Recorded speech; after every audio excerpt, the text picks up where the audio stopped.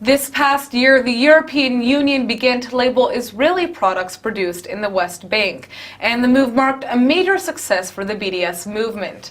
Now, Moetzet Yesha, the municipality of the Jewish settlements in the West Bank, has come up with a unique way to combat the issue, a never-before-seen version of eBay.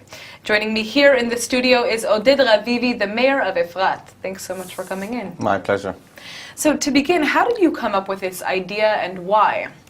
Well, despite your opening statement, I don't think the BDS has really achieved a major success.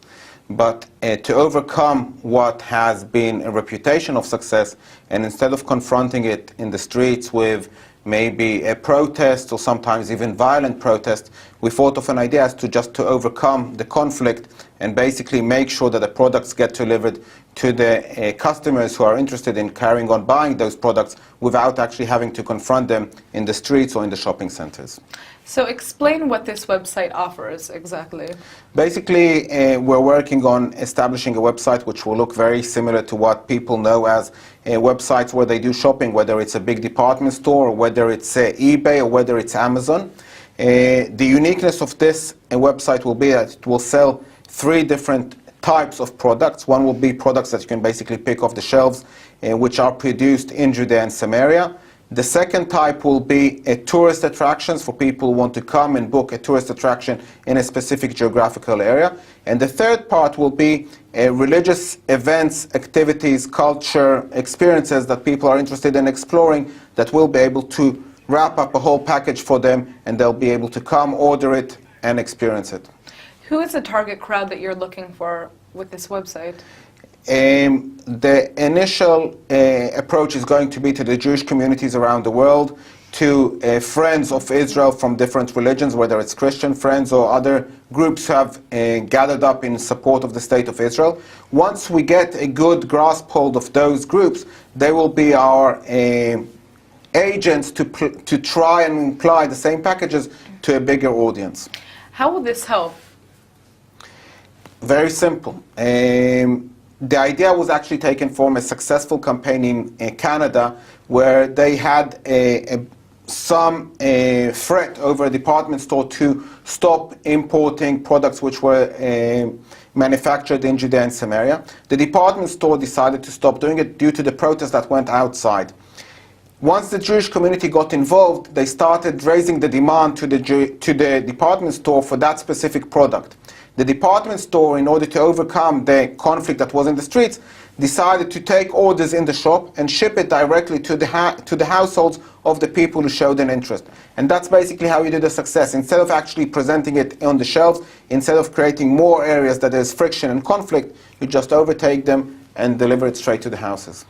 How do you think this website is going to help improve Israel's international image, if at all?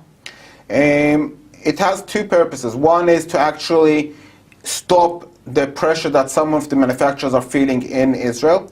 And number 2 is once we get that big crowd all attached to our website, we'll also be able to convey messages through different other platforms that we're establishing at the moment. Interesting. Now, is there a difference between products that are made in the West Bank versus products that are made here in Tel Aviv? It's all in the eye of the person who is viewing it. In my respect, there is no difference. I think the latest example is what we have with the manufacturer of SodaStream. They started manufacturing in Judea and Samaria outside Ma'ale Adumim. There was a lot of tension, there was a lot of threat over the owner of the factory, and basically he had to close down the factory and establish it somewhere else in Israel. The BDS movement might have come out with a title, yes, 1-0, yes, we have succeeded. Not many know that out of their threats, out of their pressure, the outcome was that 5,000 Palestinians lost their jobs because the factory closed down in Judea and Samaria and opened up in the Negev. But here comes the twist of the story and the surprise.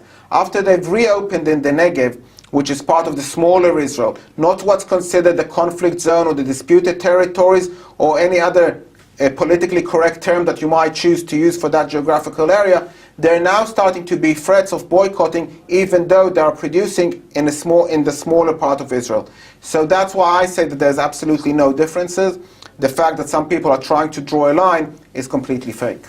What would you say to Israelis here in Israel who are boycotting products from the West Bank themselves? I would invite them over to come and see the manufacturers where they are actually producing those goods, to see how many Palestinians are actually getting an income because of this coexistence which is happening in those industrial areas.